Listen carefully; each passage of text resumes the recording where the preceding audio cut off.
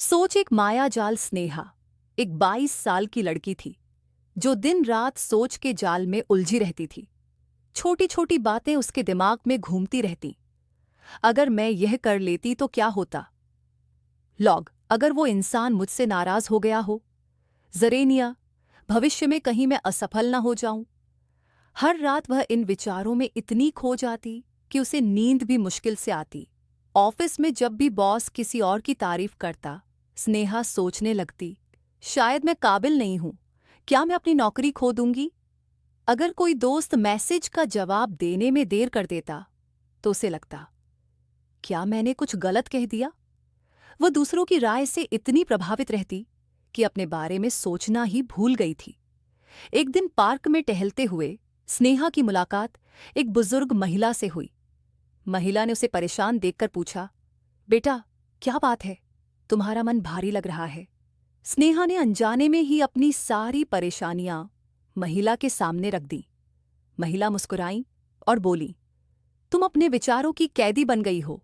सोचो, अगर तुम्हारा दिमाग एक कमरा हो और तुमने उसमें हजारों चीजें भर दी हों, तो क्या तुम आराम से रह पाओगी। स्नेहा चौंक गई। उसने कभी इस तरह नहीं सोचा था। महिला ने उसे एक साधारण प्रयोग करने को कहा। जब भी कोई नकारात्मक सोच आए, खुद से पूछो, क्या यह जरूरी है। अगर जवाब नहीं हो तो उसे जाने दो। स्नेहा ने सलाह को अपनाना शुरू किया। जब भी कोई बेकार की सोच आती, वह खुद से पूछती, क्या यह सोचने लायक है। धीरे धीरे उसने महसूस किया कि ज्यादातर बातें जो वह सोचती थी उनका कोई मतलब ही नहीं था। स्नेहा ने एक और नया कदम उठाया, वर्तमान पर ध्यान देना शुरू किया।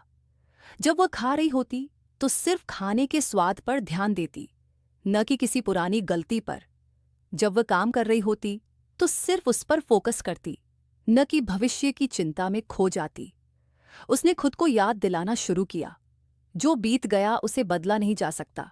जो आने वाला है उस पर पूरा नियंत्रण नहीं है। बस आज को अच्छे से जीना है। अब स्नेहा ने एक नियम बनाया, दिन में सिर्फ 10 मिनट ही किसी चिंता या नकारात्मक सोच पर दूंगी, उसके बाद नहीं। शुरुआत में मुश्किल हुई, लेकिन धीरे धीरे वह इस आदत को अपनाने लगी। स्नेहा को एहसास हुआ कि जब वह खाली रहती थी तभी उसकी सोच ज्यादा भटकती थी। अब उसने खुद को व्यस्त रखने के लिए नई हॉबीज अपनाई, योगा, पेंटिंग और किताबें पढ़ना।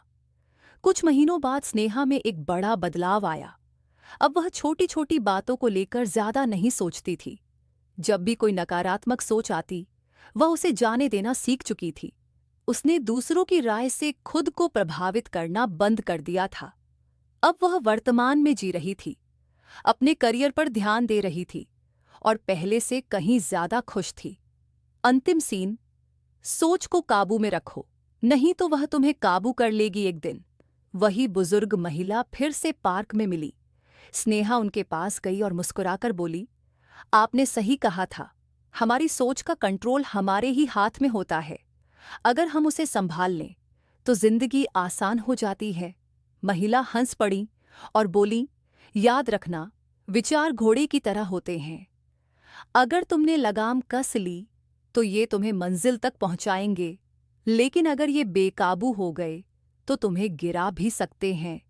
सीख, सोच पर नियंत्रण पाओ, वरना सोच तुम्हें नियंत्रित कर लेगी। Thanks for watching. Please like and subscribe.